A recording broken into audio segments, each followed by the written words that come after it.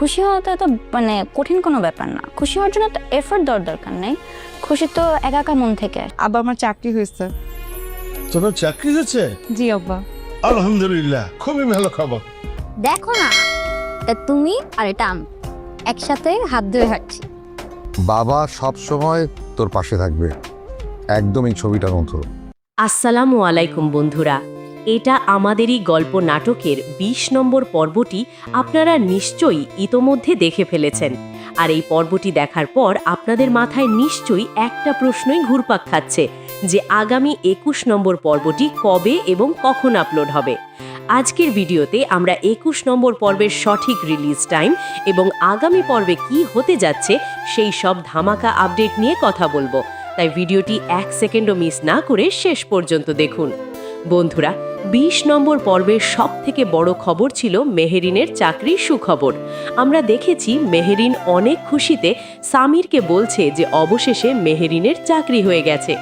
এতদিন সামির একাই সব কিছুর জন্য লড়াই করছিল, কিন্তু ২১ নম্বর পর্বে আমরা দেখব মেহেরিন নিজেই এখন সংসারের হাল ধরছে। তবে মেহেরিনের এই চাকরি করাটা সামির কি সহজভাবে মেনে নিতে পারবে, নাকি তাদের সুন্দর সম্পর্কের মাঝে নতুন কোনো ভুল বোঝাবুঝি তৈরি হবে, সেটাই এখন দেখার বিষয়।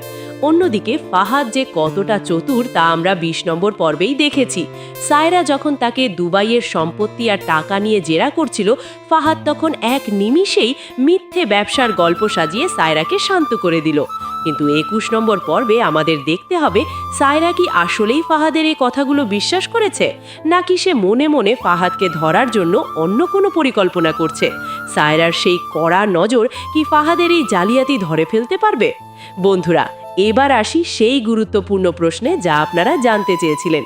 এটা আমাদেরই গল্প নাটকের ২১ নম্বর এপিসোডটি আগামী বুধবার দুপুর ১২টায় আপলোড করা হবে। তাই যারা এই পর্বের জন্য অধীর আগ্রহে অপেক্ষা করছেন তারা বুধবার দুপুর ১২টার জন্য প্রস্তুত থাকুন।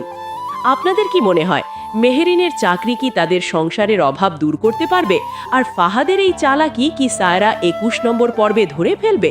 আপনাদের মূল্যবান মতামত অবশ্যই কমেন্ট করে জানান। আর প্রতিটি পর্বের এরকম সঠিক আপডেট সবার আগে পেতে আমাদের এই চ্যানেলটি এখনই সাবস্ক্রাইব করে রাখুন। দেখা হবে নতুন ভিডিওতে। ধন্যবাদ।